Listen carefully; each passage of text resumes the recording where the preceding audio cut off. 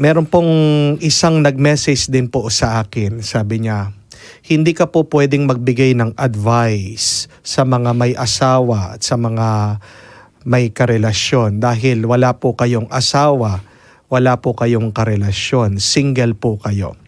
At sumagot naman po ako dito sa nag-message, sabi ko, ibig ba sabihin pag ang doktor walang cancer, hindi na siya pwedeng magbigay ng payo sa mga may cancer?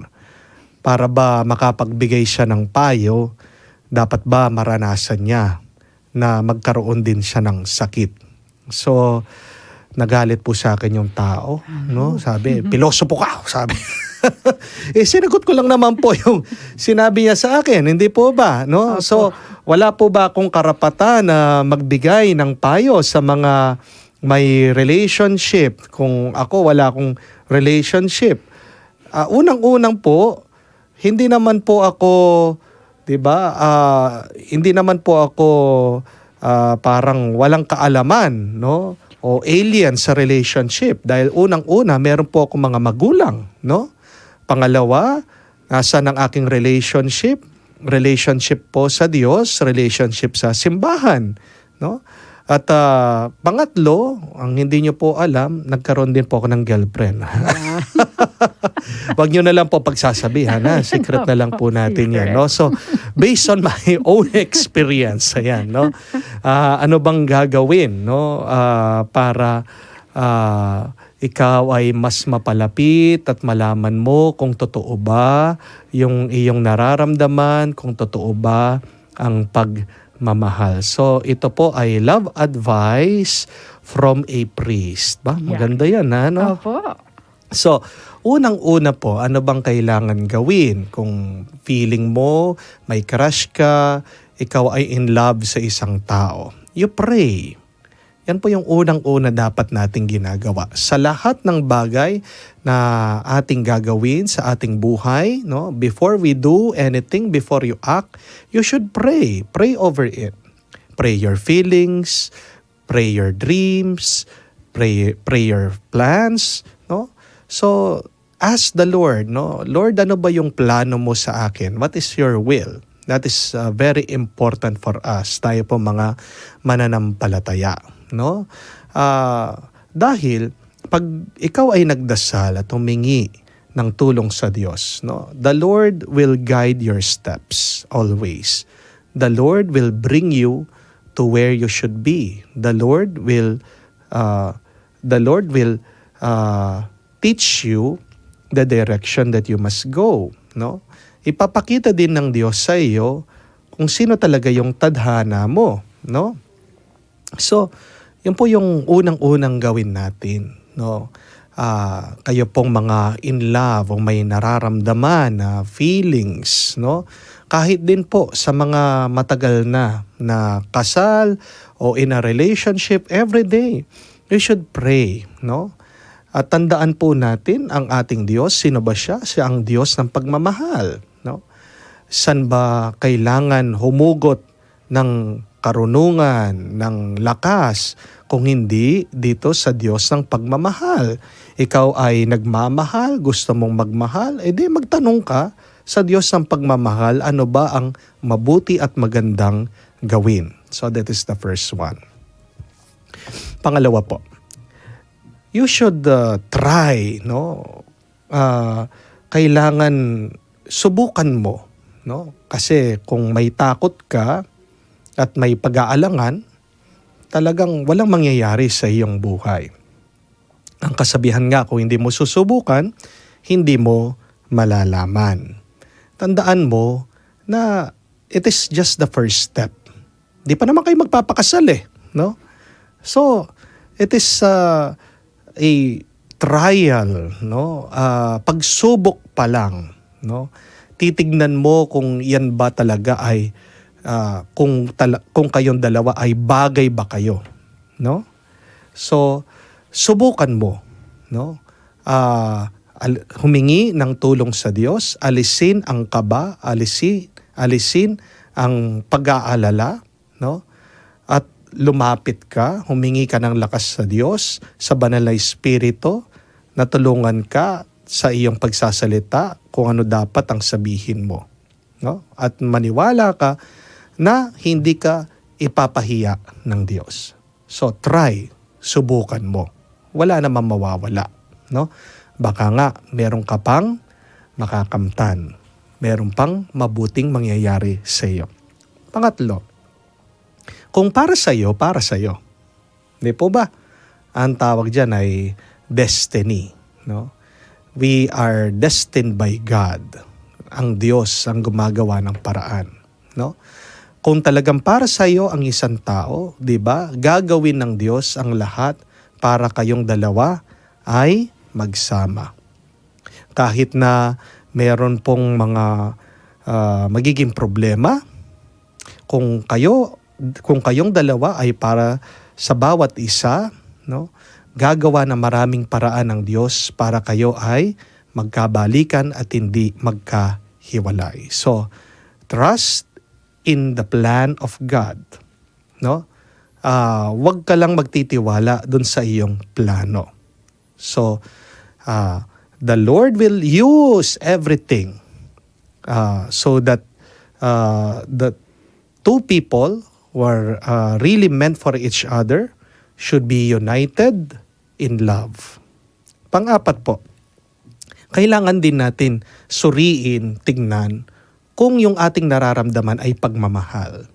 At madali lang po para makita natin kung yung ating nararanasan ay tunay na pagmamahal. Dahil si San Pablo, binigyan na po tayo ng isang turo tungkol sa pagmamahal. In his letter to the Corinthians, ang tawag pa nga natin dyan is ang kanta niya, no? The Ode to Love, ang turo ng pagmamahal. Sabi niya, love is patient, love is kind, no? Marami. Hindi daw arrogante, hindi madaling uminit ang ulo, no? Napakaganda po ng turo ni San Pablo tungkol sa pagmamahal. At dyan pa lang, meron ka ng checklist kung tunay ba yung iyong pagmamahal, kung tunay ba yung iyong nararamdaman para sa isang tao, no? So, tingnan nyo, kilatisin mo kung yung ibang nararamdaman para sa taong ito ay tunay na pagmamahal. At makikita mo lang yon pag kayo ay nagkasama na, nagkausap na, no? Pagkatapos ng inyong encounter, no, pagkikita, no, you thank the Lord for that experience. And you go back at tanungin mo, ano ba yung aking naramdaman, naranasan, no? Meron bang inis? Meron bang pagkainip? Pag merong mga ganyan na negative things, they are red flags, no? Mag-ingat. Baka hindi naman tunay na pagmamahal. Baka pagnanasa lang yung iyong nararamdaman, no? Alam niyo po ba, para sa akin, the best sign that a person is really meant for you, no? Who is the best person that's really meant for you? That is the person that makes you better, no? Ang pagmamahal kasi, hindi lang po feelings yan, pero isang tulak ng ating, no, buhay o tinutulak, isang puwersa, no, para gawin natin ang lahat, no, para sa kabutihan o improvement ng isang tao.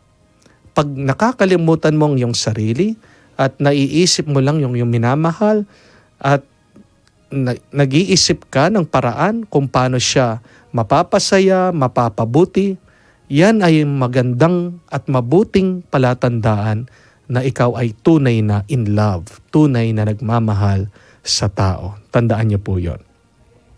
Kung pipili ka din ng taong makakasama mo sa panghabang buhay, pumili ka din ng isang taong malapit sa Diyos.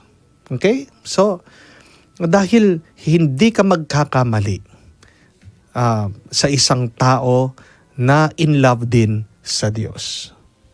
No? Dahil pag ang tao malayo sa Diyos, malaking problema yan.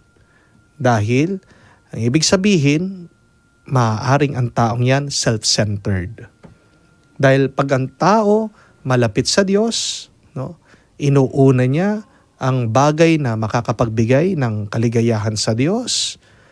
Ang taong yan, makikita mo, maraming magagandang values, magagandang ugali. Dahil siya ay nabibigyan ng karunungan galing sa Diyos. So, tingnan niyo po, tanungin, ito bang taong ito? No? Ano ba yung kanyang ugali? Ano ba yung nararanasan ko pag siya ay kasama ko? Susunod po, be true. Basta maging totoo ka lang. No? Pag ikaw ay fake, no? Sa harapan ng iyong crush, it is already an indicator na hindi totoo yung pagmamahal na yan. No? Kailangan magpakatotoo ka sa harap niya. Dahil, paano kanya mamahalin kung hindi niya matatanggap yung totoo sa iyo? No? Pagiging totoo naman, tandaan nyo din po, hindi naman pagiging bastos ha. Baka maging bulgar kayo, maging bastos ka sa harapan niya, no? Yung walang galang, walang respeto, hindi yan yung ibig sabihin ng pagiging totoo. Yung natural mo, kung ano yung gusto mo, kung ano yung hindi mo gusto, no? Kung paano ka magsalita, kung paano ka kumilos, dapat yung ikaw, yung natural mo. Please do not sacrifice your true self for your crush. Tandaan niyo po yan. Pag inaalis mo na yung katotohanan ng kung sino ka ba talaga, ang iyong pag-uugali, that is already a red flag. No? Hindi magandang palatandaan yan at hindi magandang umpisa yan ng relasyon. So, be true. Maging totoo ka lang. At kahuli-ulihan, please enjoy. No? Alam mo din na ang pagmamahal ay totoo pag masaya ka. No? Pero minsan sa iyong pagmamahal makakaranas ka din ng paghihirap.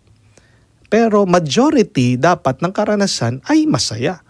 Na kahit na merong bigat, merong hirap, alam mo sa kalaliman ng puso mo, meron tuwa, meron pa ring saya. Kung bakit ikaw ay nagbibigay at nagsasakripisyo. Sabi nga po dun sa turo ni San Pablo, love is not easily angered. So ibig sabihin, may tuwa, may saya, may galak dapat ang iyong pagmamahal. So sa iyong paglapit, sa iyong napupusuan, pag nagkausap na kayo, kung kayo man ay magde-date, please enjoy each other's company. Pag hindi kayo nag-i-enjoy, palatandaan niya na baka hindi kayo bagay sa bawat isa. So, we hope and pray na lahat po ng may karelasyon o umiibig, may minamahal, maging totoo po sila sa kanilang pagmamahal. Please enjoy each other's company. Life is short. Make the most out of it. Kakaluguran, kumusta po kayo? May mga gumugulo ba sa inyong puso at isipan? Nalilito, naliligaw, at malapit ng sumuko sa buhay? Tumawag ka lamang o kaya mag-message ng Hello, Father.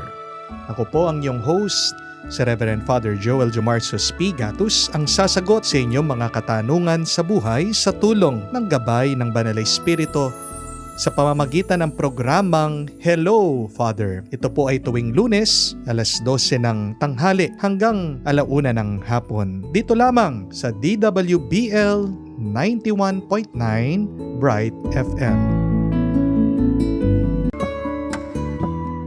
Feel at home tayo dito. Enjoy life at Bright FM 91.9. Friends tayo.